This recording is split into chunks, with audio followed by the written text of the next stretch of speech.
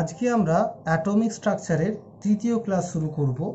এই ক্লাস শুরু করার আগে আমরা সেকেন্ড ক্লাসে শেষ করেছিলাম রাদারফোর্ডের পরমাণু মডেল এবং তার ত্রুটি নিয়ে আলোচনা করে। এখন আমরা ক্লাস 3 শুরু করতে চলেছি। ক্লাস 3তে প্রথমেই আমরা যে বিষয়গুলো আসছে সেটা হচ্ছে আমরা আপাতত শিখেছি যে একটা পরমাণুর নিউক্লিয়াসে কি রয়েছে, নিউক্লিয়াসে প্রোটন রয়েছে এবং নিউট্রন রয়েছে। আর পরমাণুর নিউক্লিয়াসে কেন্দ্র করে বিভিন্ন কক্ষপথে ইলেকট্রনগুলো তাকে ঘিরে আর কি ঘুরছে। ওকে, এখন এখান থেকে কথাটা আসছে যে পারমাণবিক সংখ্যাটা কি। পারমাণবিক সংখ্যা যাকে আমরা জেড দিয়ে প্রকাশ করে থাকি, যে জেড হচ্ছে অ্যাকচুয়ালি নাম্বার অফ প্রোটন বা নাম্বার অফ ইলেকট্রন, কারণ দুটোই সেম অলরেডি তোমরা জানো। নাম্বার অফ ইলেকট্রন বা নাম্বার অফ প্রোটনকেই আমরা বলবো যে পারমাণবিক সংখ্যা। আর ভর সংখ্যা কি? ভর সংখ্যা যাকে এ দিয়ে এক্সপ্রেস করা যায়, সেই এ ইকুয়াল টু লেখা হয় যে number of proton plus number of neutron, অর্থাৎ নিউক্লিয়াসের মধ্যে নিউক্লিয়ন যতগুলো রয়েছে, অর্থাৎ নিউক্লিয়ন মানে কি নিউক্লিয়াসের বাসিন্দা, অর্থাৎ প্রোটন এবং নিউট্রনের সংখ্যার যোগফলকেই আমরা ভর সংখ্যা বলবো। ওকে, এবং যেমন ধরো যদি লেখা হয় ক্লোরিনের ক্ষেত্রে ক্লোরিন 3517, তার মানে কি?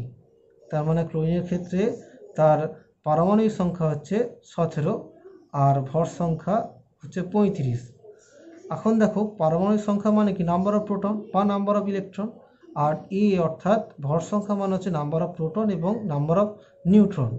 তাহলে যদি number of proton plus number of neutron. এখন যদি আমরা এই এ থেকে জেডটা বাদ দিই তাহলে কি পেয়ে যাব? নাম্বার অফ নিউট্রন পেয়ে যাবো, অর্থাৎ কতগুলো নিউট্রন আছে সেটা আমরা পেয়ে যাব।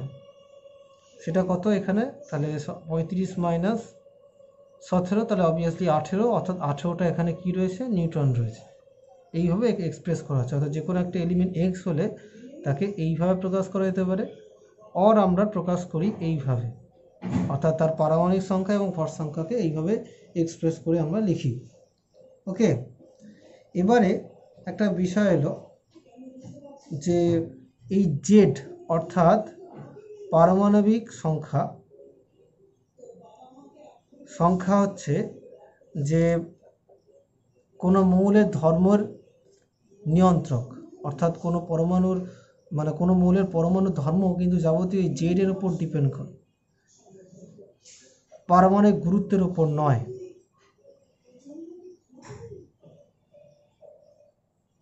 পারমাণবিক গুরুত্বের উপর ডিপেন্ড করে না। পারমাণবিক গুরুত্বের অ্যাকচুয়ালি কি?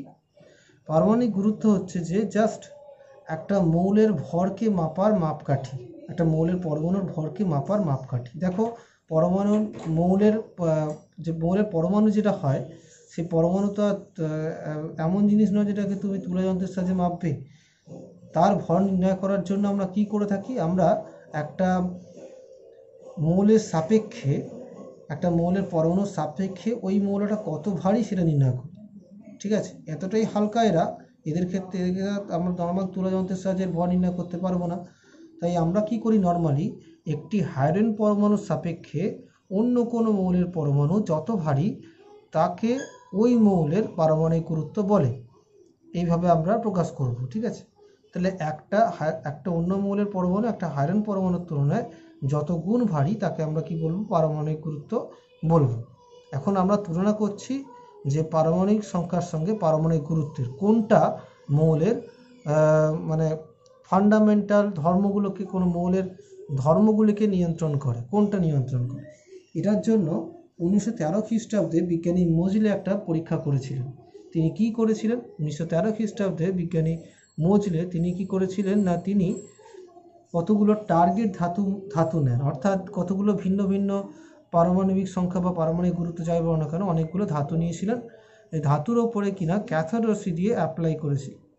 ওই টার্গেট মলিকুল বা ধাতুর ওপর ক্যাথোড রশ্মি দিয়ে যখনই আঘাত করা হবে প্রত্যেক ক্ষেত্রেই, মানে প্রত্যেকটা ধাতুর ক্ষেত্রেই সেখান থেকে এক্স রশ্মি নির্গত হবে। এক্স রশ্মিটা নির্গত হবে এবং সেই এক্স রশ্মি একটা রে যেহেতু, তাই তার ক্ষেত্রে তার কিছু তরঙ্গ দৈর্ঘ্য রয়েছে, কম্পাঙ্ক রয়েছে। এই প্রপার্টিগুলোর রয়েছে, এই প্রপার্টিগুলো আলাদা হবে, কারণ ভিন্ন ভিন্ন ধাতুর ওপর যখন তুমি অ্যাপ্লাই করছো ক্যাথোড রশ্মি দিয়ে, তখন সেখান থেকে উৎপন্ন এক্স রশ্মি নিশ্চয়ই আলাদা হবে। সোডিয়াম নিলে তার ক্ষেত্রে যা হবে, পটাশিয়াম নিলে তার ক্ষেত্রে আলাদা হবে। এবার তিনি কী করলেন, অনেকগুলো এই ধরনের ধাতু নিয়েছিলেন এবং প্রত্যেক ধাতুর ক্ষেত্রেই এরকম টার্গেট তৈরি করে, ধাতুর টার্গেট তৈরি করে তার উপরে ক্যাথোড রশ্মি দিয়ে আঘাত করেছিলেন। এবং ক্যাথোড রশ্মি দিয়ে আঘাত করার পরে যে এক্স রশ্মি নির্গত হচ্ছে তার যে কম্পাঙ্ক, সেই কম্পাঙ্কের বর্গমূলের সঙ্গে তার পারমাণবিক সংখ্যা এবং তার পারমাণবিক গুরুত্বের প্লট করেছিলেন, লিখিত প্লট করেছি। মানে তিনি কী করেছেন, একবার ওয়াই অক্ষ বরাবর তিনি নিয়েছিলেন যে পারমাণবিক গুরুত্ব নিয়েছিলেন, আর এক্স অক্ষ বরাবর নিয়েছিলেন √নিউ। এবার তিনি যখন এই গ্রাফটা প্লট করেন তখন দেখেন যে এরকম কতগুলো পয়েন্ট পাওয়া যাচ্ছে, মানে অসরলরৈখিক কতগুলো পয়েন্ট পাওয়া যাচ্ছে। তাহলে যখন এই পয়েন্টগুলো জুড়ে দেওয়া হয়, নিশ্চয়ই সরলরেখা নয়, অন্যরকম গ্রাফ পাওয়া গেছিল। তিনি যখন এই পারমাণবিক সংখ্যা জেড ভার্সেস √নিউ করেছিলেন, অর্থাৎ কম্পাঙ্কের বর্গমূল এক্স অক্ষ বরাবর রেখে দিয়ে, কার কম্পাঙ্ক না এক্স রশ্মির কম্পাঙ্ক। এক্স রশ্মিটা কি, যখন ক্যাথোড রশ্মি দিয়ে আঘাত করছি তখন যে রশ্মিটা নির্গত হচ্ছে তার কম্পাঙ্কের বর্গমূলের সঙ্গে জেডের একটা গ্রাফ করার চেষ্টা করেছিলেন। তিনি দেখলেন একটা স্ট্রেট লাইন হচ্ছে, মানে পয়েন্টগুলো যখন জুড়লেন তখন দেখলেন যে স্ট্রেট লাইন হচ্ছে। ওকে, তো এরকম প্লট পাওয়া যাচ্ছে। এখান থেকে তিনি কি সিদ্ধান্ত নিলেন, যে যেহেতু জেডের সঙ্গে √নিউ এর সরলরৈখিক সম্পর্ক রয়েছে, তাই আমরা বলতে পারি জেডটা অর্থাৎ পারমাণবিক সংখ্যা, অর্থাৎ পরমাণুর মৌলের উপস্থিত প্রোটন বা ইলেকট্রন সংখ্যা, সেটা হচ্ছে মৌলের ফান্ডামেন্টাল ধর্মকে নিয়ন্ত্রণ করে, মানে মৌলের বিভিন্ন ধর্মগুলোকে নিয়ন্ত্রণ করা হচ্ছে জেড। ওকে, এবার আমরা আসছি আইসোটোপ নিয়ে। আইসোটোপটা কি? আইসোটোপ হচ্ছে যে একই মৌলের ভিন্ন ভিন্ন পরমাণু, যাদের পারমাণবিক ক্রমাঙ্ক একই কিন্তু ভর সংখ্যা আলাদা, কারণ কি নিউট্রন সংখ্যা আলাদা, তাকে বলবো আমরা কি আইসোটোপ। মানে ধরো যদি আমি বলি হাইড্রোজেনের ক্ষেত্রে 3টে আইসোটোপ রয়েছে, H11, H12, H13। তাহলে প্রোটিয়াম, ডয়টেরিয়াম এবং ট্রিটিয়াম, এই 3টে আইসোটোপ রয়েছে। একই মৌলের 3টে পরমাণু, তাদের পারমাণবিক সংখ্যাটা একই, অর্থাৎ 1, ভ্যালুটা হচ্ছে 1, সেম ভ্যালুগুলো আর কি, কিন্তু ভর সংখ্যা কিন্তু আলাদা। দেখো, আর ভর সংখ্যা কেন আলাদা, নিশ্চয়ই নিউট্রন সংখ্যা এখানে তো নেই, নিউট্রন সংখ্যা এখানে একটা রয়েছে, এখানে দুটো রয়েছে, তার মানে নিউট্রন সংখ্যা আলাদা। তাহলে একই মৌলের ভিন্ন পরমাণু যাদের ভর সংখ্যা আলাদা কিন্তু পারমাণবিক সংখ্যা একই, তাদেরকে আমরা বলবো আইসোটোপ। ঠিক আছে, এখন যদি বলি আইসোটোপের বৈশিষ্ট্য কি, এখন আইসোটোপের বৈশিষ্ট্য যদি বলতে চাই, তাদের রাসায়নিক ধর্ম কিন্তু অভিন্ন হয়। যেমন প্রোটিয়ামটাকে H দিয়ে প্রকাশ করা, ডয়টেরিয়ামকে D দিয়ে প্রকাশ করা, ট্রিটিয়ামকে T দিয়ে প্রকাশ করা। প্রোটিয়ামের যেমন জলের অণু রয়েছে, ডয়টেরিয়ামের রয়েছে, ট্রিটিয়ামের রয়েছে, যদিও সেগুলোর খুবই দুর্লভ পাওয়া, এইটাই আমরা নর্মালি পেয়ে থাকি বা আমরা খেয়ে থাকি, যেটা পাতি কথায় বললে। তো রাসায়নিক ধর্ম একই, অর্থাৎ এখানেও যেমন দুটো প্রোটিয়াম পরমাণু একটা অক্সিজেনের সঙ্গে যুক্ত হয়ে গিয়ে জলে অণু তৈরি করছে, এখানেও একই ব্যাপার, সমযোজী বন্ধন তৈরি করছে। কিন্তু ভৌত ধর্ম আলাদা। ভৌত ধর্ম মানে কি, এই যে দেখা যায় যে ডয়টেরিয়ামের যে ওয়াটার মলিকুলস রয়েছে, তো তোমরা এটা গল্পে পড়েছো, একটা গল্পে ডয়টেরিয়াম আইসোটোপ, মানে ডয়টেরিয়ামের ওয়াটার মলিকুল অর্থাৎ ভারী জল যাকে বলে, একে ভারী জল বলা হয় পাতি কথায়। এই ভারী জলকে নিয়ে একটা গল্পে উল্লেখ ছিল, গল্পটা এই মুহূর্তে আমার মনে পড়ছে না, সুনীল গঙ্গোপাধ্যায়ের লেখা। ঠিক আছে, ওই তোমার কাকাবাবু সন্তু সমগ্রর কিছু একটা গল্পে ছিল, শুকনো লঙ্কা না কি একটা ছিল, যাই হোক সামথিং। তাহলে এই ভারী জলের প্রচুর প্রাচুর্য রয়েছে। ঠিক আছে, ভারী জলের প্রাচুর্য বলতে এই ভারী জলটা আর কি তোমরা মানে পারমাণবিক চুল্লিতে আমরা ইউজ করে থাকি, এবং এদের ভৌত ধর্মর ভিন্ন হয় বলতে এই জলের অণু কী করে, যতটা তাড়াতাড়ি বিয়োজিত হতে পারে এরা কিন্তু তত সহজে বিয়োজিত হয় না। মানে বন্ডটা সহজে ব্রেক করে না, DO বন্ডটা সহজে ব্রেক করে না, যেটা আর কি OH এর ক্ষেত্রে ঘটে। ওই জন্য তুমি যদি জলের পরিবর্তে ভারী জল বডিতে গ্রহণ করো তাহলে তোমার হজমের সমস্যা হতে পারে। ওকে, কারণ বিশ্লেষণটা ঘটবে না, তাড়াতাড়ি ঘটবে না। ওকে, এবার কি বলছে যে এই যে আইসোটোপের কথা বলছি আমরা, এই আইসোটোপের ইউজটা কী রয়েছে। আরও অনেক আইসোটোপ রয়েছে, যেমন কার্বনের ক্ষেত্রে C14 আইসোটোপ, C12 আইসোটোপ রয়েছে, ঠিক আছে। তারপরে C13 আইসোটোপ রয়েছে,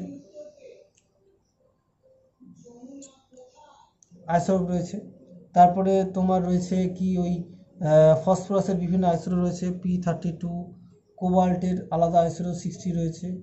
এখন এইগুলো গুরুত্বটা কি? বিশেষ করে এই যে বললাম যে C14 আর C12 আইসোটোপ, এর গুরুত্ব হচ্ছে এর সাহায্যে, এদের অনুপাতের সাহায্যে, অর্থাৎ C14 এবং C12 আইসোটোপের অনুপাতের সাহায্যে বা পরিমাণের অনুপাতের সাহায্যে আমরা কোনো কাষ্ঠ উপাদান অর্থাৎ গাছ থেকে পাওয়া কোনো উপাদানের বয়স নির্ধারণ করতে পারি। ধরো তোমরা যেটা যে পড়ার টেবিলটা ইউজ করছো, সেই টেবিলটা তো কাঠ দিয়ে তৈরি, সাপোজ সেই কাঠটার বয়স কত, অর্থাৎ কাঠটা কতদিন আগে কাটা হয়েছিল সেটাও নির্ধারণ করতে পারি আমরা আইসোটোপের সাহায্যে। মানে অ্যাকচুয়ালি C14 এবং C12 আইসোটোপের অনুপাতের মাধ্যমে, অনুপাতটা বার করার মাধ্যমে আমরা ওটা নির্ধারণ করতে পারি। ওকে, তারপরে এই যে আমরা আইসোটোপের কথা বললাম যে ফসফরাসের 32 আইসোটোপ, তারপরে 60 কোবাল্ট আইসোটোপ, এই সাহায্যে আমরা টিউমার, ক্যান্সার কোষকে নির্ধারণ করতে পারি, মানে কোথায় রয়েছে, বডির কোন জায়গায় রয়েছে তা নির্ধারণ করতে পারি। কারণ অ্যাকচুয়ালি এরা আর কি তেজস্ক্রিয় হয়, এদের উপর ভিত্তি করে আমরা নির্ধারণ করতে পারি। আবার তুমি যদি ইউরেনিয়ামের আইসোটোপ দেখো, মানে ইউরেনিয়াম 238-92, এই আইসোটোপের সাহায্যে আমরা কি করতে পারি, আমরা পৃথিবীর বয়সকে নির্ধারণ করতে পারি। তোমরা ঠিক শুনছো, পৃথিবীর বয়স আমরা নির্ধারণ করতে পারি কোনো ধরো কোনো খনিজ উপাদানকে থেকে, তার মধ্যে এই আইসোটোপটা তেজস্ক্রিয় তো ভেঙে যায় আস্তে আস্তে আস্তে আস্তে, এখানে C14টাও তেজস্ক্রিয়, ঠিক আছে। সেটা পরে পড়বে কীভাবে আমরা নির্ধারণ করতে পারি কাছে থেকে, বা আমরা এই পৃথিবীর বয়স নির্ধারণ করতে পারি কী করে, সেটা পরে করবে তোমরা। কিন্তু আমি বলতে চাইছি এর সাহায্যে আমরা পৃথিবীর বয়সকেও নির্ধারণ করতে পারি। এরপরে যেটা আছে সেটা হচ্ছে আইসোটোপ হয়ে গেল। আইসোটোপের ক্ষেত্রে কি ছিল, আইসোটোপের ক্ষেত্রে ছিল যে ভর সংখ্যা আলাদা কিন্তু পারমাণবিক সংখ্যা একই, তাদেরকে আমরা আইসোটোপ বলেছিলাম। এবার আসছে আইসোবার মানে কি, যে তাদের পারমাণবিক সংখ্যা ভিন্ন কিন্তু ভর সংখ্যা একই। যেমন একটা এক্সাম্পল হচ্ছে যে 40 আর্গন 18 আর তোমার হচ্ছে যে 40 Ca20।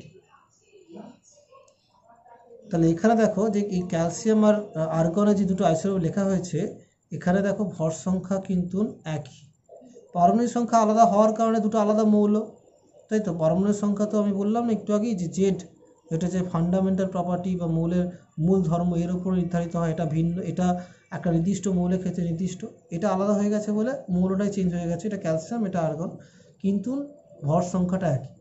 তাহলে পারমাণবিক সংখ্যা আলাদা কিন্তু ভর সংখ্যা একই, তাদেরকে আমরা আইসোবার বলি। আর তারপরে বলছে কি, আইসোটোন। আইসোটোনটা অ্যাকচুয়ালি কী হবে, আইসোটোন হচ্ছে যে ভিন্ন প্রোটন সংখ্যা বিশিষ্ট কিন্তু সম নিউট্রন সংখ্যা বিশিষ্ট। যেমন একটা এক্সাম্পল তোমাকে বলি, যে 3H1 আর 4He2।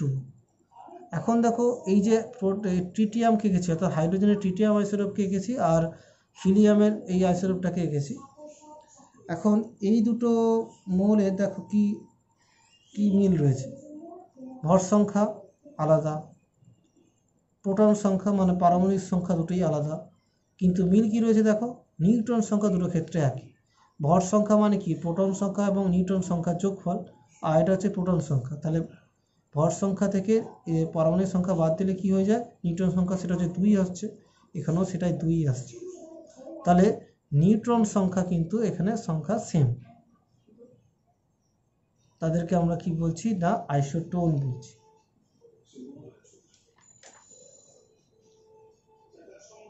এরপরে যেটা আসছে সেটা হচ্ছে যে আইসোডায়াফার আসছে।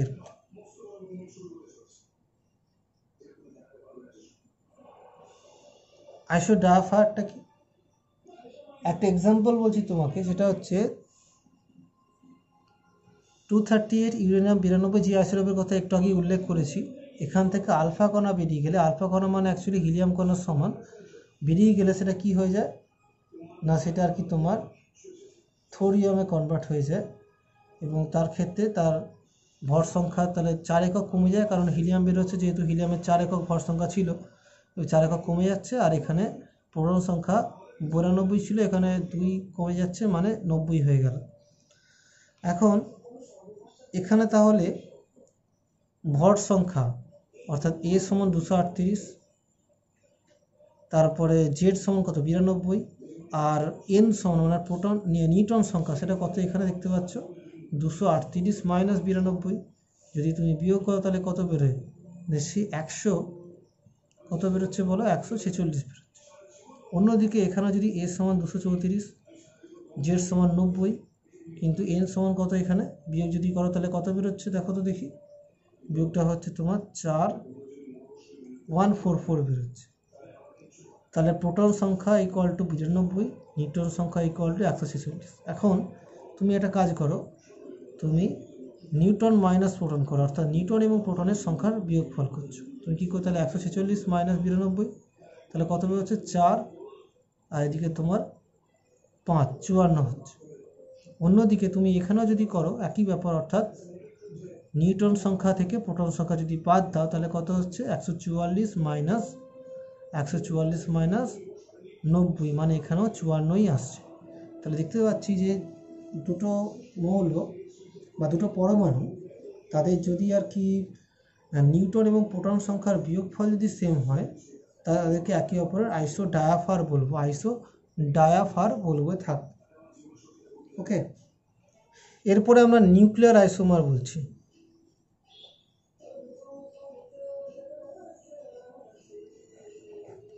দেখো দুটো পরমাণুকে আঁকছি আমরা, একটা হচ্ছে তোমার 69ZN মানে জিঙ্কের আইসোটোপ একটা, আর একটা 69ZN কি আঁকছি। এখন তোমার প্রশ্ন আসতে পারে এদের মধ্যে পার্থক্যটা কি। জিঙ্কের যেমন পারমাণবিক সংখ্যা যত হয় ভর সংখ্যা যত হয় ততটাই এঁকেছি আমরা, নিশ্চয়ই পারমাণবিক সংখ্যা একই, কারণ ওই জন্য তো এটাও জিঙ্ক, আর ভর সংখ্যাও একই এঁকেছি 69। তাহলে আলাদা কি? অনেক সময় দেখা যায় যে ভর সংখ্যা পারমাণবিক সংখ্যা একই হওয়া সত্ত্বেও দুটো পরমাণুর মধ্যে নিউক্লিয়াসের শক্তি স্তরগত কিছু আলাদা আছে। মানে আমি বলতে চাইছি কি, তোমরা এতদূর শিখেছো যে নিউক্লিয়াসের চারিদিকে যে ইলেকট্রনগুলো ঘুরছে তারা আর কি বিভিন্ন কক্ষপথ বরাবর থাকে, এতদূর তোমরা শিখেছো। এখন আমি যেটা বলছি যে এই নিউক্লিয়াসের বাইরে যেমন ইলেকট্রনগুলো বিভিন্ন কক্ষপথে সাজিয়ে থাকে না, ঠিক তেমনই নিউক্লিয়াসের ভেতরেও নিউট্রন এবং প্রোটনগুলো একই রকম সজ্জাক্রমে কিন্তু থাকে। মানে সেখানেও কতগুলো শক্তির স্তর রয়েছে, সেই শক্তির স্তরে আর কি এই প্রোটন নিউট্রনগুলো সুগঠিত অবস্থা সুসজ্জিত অবস্থা থাকে। সেই গঠন ভিন্ন ভিন্ন হয়ে থাকে, বিভিন্ন তারতম্য ঘটে। সেই বিভিন্ন তারতম্যের জন্য আমরা কি দেখতে পাই, আমরা এই আইসোটোপগুলোর শক্তি স্তর জড়িত মানে নিউক্লিয়াসের শক্তি স্তরে পার্থক্য লক্ষ্য করা যায়। এবং দেখা যায় এই দুটোই যেহেতু তেজস্ক্রিয় আইসোটোপ, দেখা যায় তেজস্ক্রিয়তা ধর্মের আলাদা দেখতে পাওয়া যায়। অর্থাৎ তেজস্ক্রিয়তা মানে টি হাফ, যদি বলি টি হাফ মানে কি তোমরা পড়বে, আমি বলছি। এর টি হাফ দেখা যায় 13.8 আওয়ার, এর ক্ষেত্রে দেখতে পাওয়া যায় 57 মিনিট। টি হাফ মানে কি? টি হাফ মানে হচ্ছে যে একটা তেজস্ক্রিয় মৌল সে কত সময় পরে অর্ধেক হয়ে যায়। ধরো তুমি 4 গ্রাম এই আইসোটোপটা নিয়েছিলে, একটা নির্দিষ্ট সময় যাওয়ার পর দেখা গেল যে সেটা 2 গ্রাম হয়ে গেছে। 4 গ্রাম নিয়েছিলে, 2 গ্রাম হয়ে গেছে, মানে 2 গ্রামটা ভেঙে গিয়ে অন্য মৌলে কনভার্ট হয়ে গেছে। এখন ওই যে সময়টা লাগলো, সেই সময়টাকেই বলবো ওই মৌলের অর্ধায়ু, অর্থাৎ অর্ধেক হতে কত সময় লেগেছে, যাকে আমরা টি হাফ দিয়ে প্রকাশ করে থাকি। হাফ হতে অর্থাৎ অর্ধেকটা হতে যতটা সময় লাগে, এক্ষেত্রে সেটা দেখতে পাচ্ছি 13.8 আওয়ার, আর এক্ষেত্রে 57 মিনিট। অর্থাৎ 57 মিনিট পরে দেখা যাবে তুমি যা নিয়েছিলে 10 নিলে 5 হয়ে যাবে, 3 নিলে 1.5 হয়ে যাবে, মানে অর্ধেক হয়ে যাবে আর কি, পরিমাণটা অর্ধেক হয়ে যাবে মানে কি বাকি অর্ধেকটা অন্য মূলে কনভার্ট হয়ে যাচ্ছে। ঠিক আছে, আর রয়েছে কি আইসো ইলেকট্রনিক। আইসো ইলেকট্রনিকটা কি অ্যাকচুয়ালি? আইসো ইলেকট্রনিক দুটো পরমাণু বা আয়ন বলাটাই উচিত, তাদের ক্ষেত্রে যদি ইলেকট্রনের সংখ্যা যদি সেম হয় তাদেরকে বলবো আমরা আইসো ইলেকট্রনিক। যেমন Cl মাইনাস আর S2 মাইনাস। Cl এর ক্ষেত্রে পারমাণবিক সংখ্যা কত? যে 17। এখন যেহেতু একটা ইলেকট্রন আছে ওই জন্য তো নেগেটিভ চার্জ, ওই জন্য মোট এখন 18 হয়ে গেছে। অন্যদিকে এখানে কত? 17 প্লাস 2 মানে 19, সরি 16 প্লাস 2 মানে 18, এখানে 18টাই হয়ে গেছে। তাহলে এখানে দেখতে পাচ্ছি দুটো ক্ষেত্রেই আমরা ইলেকট্রন সংখ্যা দেখতে পাচ্ছি 18 আছে। তার মানে এদেরকে বলবো আইসো ইলেকট্রনিক। আইসো মানে সেম, ইলেকট্রনিক মানে হচ্ছে নাম্বার অফ ইলেকট্রন সংখ্যা সেম যেহেতু। ওকে, আচ্ছা, এরপরে আমরা তড়িৎচুম্বকীয় বিকিরণ নিয়ে চলে আসছি, অর্থাৎ পারমাণবিক বন্ড যেহেতু শুরু করছি, এই ক্লাসেতেই শুরু করে দিচ্ছি, সেখানে আসছি আমরা তড়িৎচুম্বকীয় বিকিরণ। তড়িৎ চুম্বকীয় বিকিরণ এই কথাটা আসছে। আলো একটা তড়িৎচুম্বকীয় বিকিরণ। ঠিক আছে, যদি আমরা আলোর কথাটা ভাবি, অ্যাকচুয়ালি আলো তো তরঙ্গ, সেই তরঙ্গের অ্যাকচুয়ালি দুটো উপাংশ রয়েছে। এটা 1865 সালে বিজ্ঞানী ম্যাক্সওয়েল সিদ্ধান্ত এনেছিলেন। ঠিক আছে, যখন আর কি আলোর কথাটা আসবে তখন আলোর দুটো উপাংশ রয়েছে, তাকে একটা হচ্ছে তড়িৎ উপাংশ, একটা হচ্ছে চুম্বকীয় উপাংশ। এটা একটা উপাংশ, আর এর সঙ্গে লম্বভাবে একটা উপাংশ রয়েছে। ধরো যদি এটা আমি বলি এক্স অক্ষ, এটা যদি বলি ওয়াই অক্ষ, এই জেড অক্ষ, এটা যদি ওয়াই অক্ষ বলি, তাহলে এই এক্সের বরাবর একটা উপাংশ রয়েছে, তাকে আমরা কি বলবো, মানে যেটা আর কি পুরোপুরি একে অপরের সঙ্গে লম্বভাবে রয়েছে। বুঝতেই পারছো, মানে এটা যদি এইভাবে কম্পিত হয় একটা কোনো তরঙ্গ, এটা হবে এই বরাবর কম্পিত। তার দুটো উপাংশ, একটা হচ্ছে তোমার মনে করছি খাতার সঙ্গে লম্বভাবে এইভাবে যাচ্ছে, আর একটা হচ্ছে খাতার প্লেন বরাবর আর কি এরমভাবে যাচ্ছে। তাহলে অ্যাকচুয়ালি আলো হচ্ছে দুটো তড়িৎ তরঙ্গ উপাংশ, এই দুটো উপাংশের নিয়ে গঠিত। একটাকে তড়িৎ যদি বলি, অন্যটা হচ্ছে চুম্বকী। তাহলে যদি এটাকে আমরা তড়িৎ ক্ষেত্রজনিত উপাংশ বলি, তড়িৎ ক্ষেত্র জনিত উপাংশ যদি বলি, আর এইটা হবে কি, মানে যেটা আর কি লম্বভাবে রয়েছে ওর সাপেক্ষে, ওটা যদি এই বরাবর ছিল, এর সঙ্গে লম্বভাবে এঁকেছি, বুঝতেই পারছো, মানে এই তল বরাবর আছে আর কি, তাকে আমরা কি বলছি না চৌম্বক ক্ষেত্রজনিত উপাংশ। ক্ষেত্রজনিত উপাংশ। ঠিক আছে, যে কোনো উপাংশকে নিয়েই আমরা কাজ করব। ঠিক আছে, এই যে কোনো উপাংশকে নিয়ে আমরা নিচ্ছি। এখন যে কোনো উপাংশটা কি একই রকম দেখতে, খালি একে অপরের সাপেক্ষে লম্বভাবে রয়েছে। এই যে তরঙ্গটা আমরা এঁকেছি, এখন এর ক্ষেত্রে তরঙ্গের কিছু প্রপার্টি রয়েছে, অর্থাৎ তরঙ্গের কিছু ধর্ম রয়েছে। মানে একটা তরঙ্গকে ডিফাইন করতে গেলে তার কতগুলো ধর্মকে আমরা নিতে হবে, নেবো আর কি। তার মধ্যে প্রথমে যেটা আছে সেটা হচ্ছে তরঙ্গ দৈর্ঘ্য। তরঙ্গ দৈর্ঘ্য যাকে ইংরেজিতে বলা হয় ওয়েভলেন্থ, তাকে ল্যামডা দিয়ে প্রকাশ করা হয়, গ্রিক অক্ষর ল্যামডা দিয়ে প্রকাশ করা হয়। সেটা অ্যাকচুয়ালি কি? সেটা অ্যাকচুয়ালি হচ্ছে পরপর দুটো অর্থাৎ কনজিকিউটিভ দুটো তরঙ্গ শীর্ষের মধ্যবর্তী দূরত্বকে, বা তরঙ্গ পাদের দুটো মধ্যবর্তী দূরত্বকেই আমরা কি বলবো, তরঙ্গ দৈর্ঘ্য বলবো। যেমন এখানে দেখো, এই তরঙ্গের এইগুলোকে আমরা কি বলবো, তরঙ্গ শীর্ষ বলবো, আর এইগুলোকে তরঙ্গ পাদ বলবো। নিচের দিকে মানে পা অঞ্চল, সেখানে তরঙ্গ পাদ কথাটা আছে, না তরঙ্গ শীর্ষ কথাটা আছে, শীর্ষ এটা পাদ। এখন দুটো তরঙ্গ শীর্ষের মধ্যবর্তী দূরত্বকেই আমরা কি বলবো, তরঙ্গ দৈর্ঘ্য বলবো। তাছাড়া তরঙ্গ দৈর্ঘ্য আরও অনেকভাবে রিপ্রেজেন্ট করা যেতে পারে। মানে আমরা এখান থেকে এই দূরত্বটাকেও তরঙ্গ দৈর্ঘ্য বলতে পারি, মানে সমদশা সম্পন্ন, মানে এখানে কণাটা যে দশায় রয়েছে এখানে একই দশায় রয়েছে, কারণ এখানে কণাটা যে অবস্থা থেকে উপর দিকে উঠছে, এটাও একই অবস্থা থেকেই উপর দিকে উঠছে। তাই দুটো সমদশা সম্পন্ন কণার মধ্যবর্তী দূরত্ব কি? পরপর দুটো সমদশা সম্পন্ন দুটি কণার মধ্যবর্তী দূরত্বকে আমরা ল্যামডা বলে থাকবো। সেটা তোমরা পরে ফিজিক্সে আরও ডিটেলসে পড়বে। আচ্ছা, এরপরে যেটা বলছি সেটা হচ্ছে কম্পাঙ্ক। তাহলে তরঙ্গ দৈর্ঘ্যটা হয়ে গেল কম্পাঙ্ক। কম্পাঙ্ককে আমরা নিউ দিয়ে প্রকাশ করে থাকি, ঠিক আছে? নিউটা অ্যাকচুয়ালি কি? নিউটা অ্যাকচুয়ালি হচ্ছে যে একটি বিন্দুর মধ্য দিয়ে যত সেকেন্ডে, মানে 1 সেকেন্ডে যতগুলি তরঙ্গ যাবে। দেখো এই দূরত্বটা, মানে এখান থেকে এই দূরত্বটা আমার হচ্ছে একটা ওয়েভ, এখান থেকে আরেকটা হচ্ছে দুটো ওয়েভ। একটা পয়েন্ট থেকে মনে হয় এই পয়েন্টের থ্রু দিয়ে ধরো অনেকগুলো ওয়েভ যাচ্ছে, ঠিক আছে? 1 সেকেন্ডে একটা পয়েন্ট, যে কোনো একটা পয়েন্টের মধ্যে দিয়ে যতগুলো ওয়েভ এরকম পূর্ণ তরঙ্গ দৈর্ঘ্য দেরিয়ে যাবে 1 সেকেন্ডে কোনো একটা বিন্দু দিয়ে যতগুলো এরকম, এই একটা দুটো এরকম কতগুলো ওয়েভ যতগুলো নির্গত হয়ে যাবে তাকে আমরা তার তরঙ্গ, তার কম্পাঙ্ক, মানে 1 সেকেন্ডে কোনো পয়েন্ট দিয়ে, কোনো পয়েন্টের মধ্য দিয়ে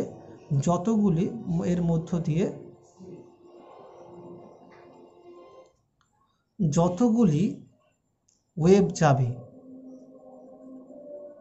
ওয়েভ মানে কতটাকে ওয়েভ বললাম?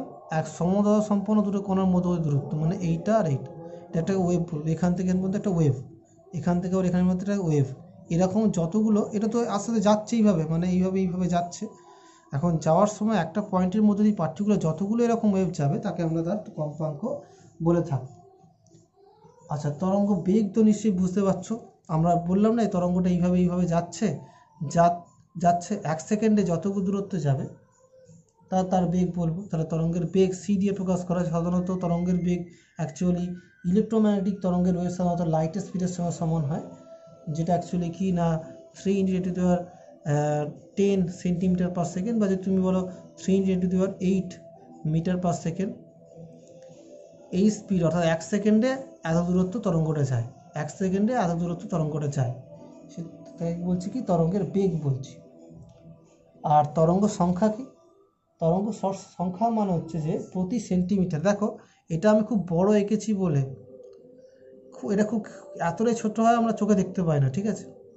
রেডিও ওয়েভ বলো বা যাই ওয়েভ বলো না, মাইক্রোওয়েভ, তোমার গামা রে, এক্স রে, ইউভি, আইআর, যাই বলো না কেন, সবাই আর কি ইলেকট্রোম্যাগনেটিক ওয়েভেরই আর কি তোমার এক্সাম্পল। এখন যাই বলো না কেন এরা কিন্তু অতটা বড় হয় না যতটা আমি খাতা দেখাচ্ছি। অ্যাকচুয়ালি এই 1 সেন্টিমিটার যদি ধরি, এই 1 সেন্টিমিটার 1 সেন্টিমিটারটাকেও অনেক বড় করেই আঁকলাম, যদিও এই 1 সেন্টিমিটার মধ্যে দেখা যায় কয়েক লক্ষটা বা কয়েক কোটিটা এরকম তরঙ্গ, শীর্ষ তরঙ্গ, পাদ তরঙ্গ, শীর্ষ তরঙ্গ, পাদ তরঙ্গ করে রয়েছে। এখন এই দূরত্বটাকে আমরা কি বলছি? পূর্ণ তরঙ্গ বলছি। এই দূরত্বটাকে আবার একটা পূর্ণ তরঙ্গ বলছি। তাহলে 1 সেন্টিমিটার দৈর্ঘ্যের মধ্যে আমরা নিশ্চয়ই অনেকগুলো এরকম পাবো তরঙ্গ, এর ছোট ছোট তরঙ্গ পাবো।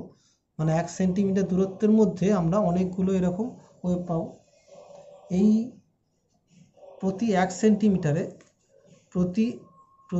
সেন্টিমিটারে যতগুলো এরকম পূর্ণ তরঙ্গ পাবে, যতগুলি পূর্ণ তরঙ্গ এরকম পাবে তুমি, তাকে তরঙ্গ সংখ্যা বলছি। প্রতি 1 সেকেন্ডে যতগুলো পূর্ণ তরঙ্গ এরকম পাবে তাকে আমরা তার তরঙ্গ সংখ্যা বলছি, যাকে আমরা নিউ বার দিয়ে প্রকাশ করে থাকি। নিউ ফর কম্পাঙ্ক, নিউ বার ফর তরঙ্গ সংখ্যা বা ওয়েভ নাম্বার।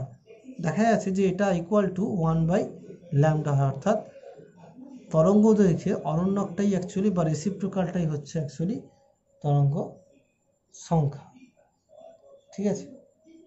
এবারে আমরা তড়িৎচুম্বকীয় বর্ণালী যখনই পড়বো তখন অবশ্যই এই যে আলো পড়লাম, এই আলো তো অনেক প্রকারের হয়, বা তড়িৎচুম্বকীয় তরঙ্গ দৈর্ঘ্য অনেক প্রকারের হয়, তরঙ্গ অনেক প্রকারের হয়। সেটা তোমার হচ্ছে গামা রে, এক্স রে, তারপরে ইউভি, আইআর, মাইক্রোওয়েভ,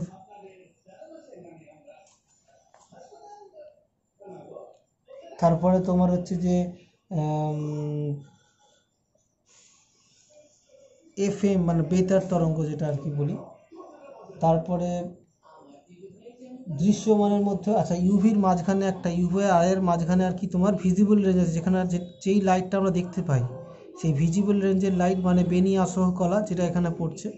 তাহলে আমরা এই মোটামুটি তরঙ্গ এই যে তড়িৎচুম্বক তরঙ্গগুলোকে তাদের তরঙ্গ দৈর্ঘ্য বা তরঙ্গের কম্পাঙ্কের ওপর ভিত্তি করে আমরা তাদেরকে অনেকগুলো প্রকারভেদ বা উদাহরণ পেতে পারি।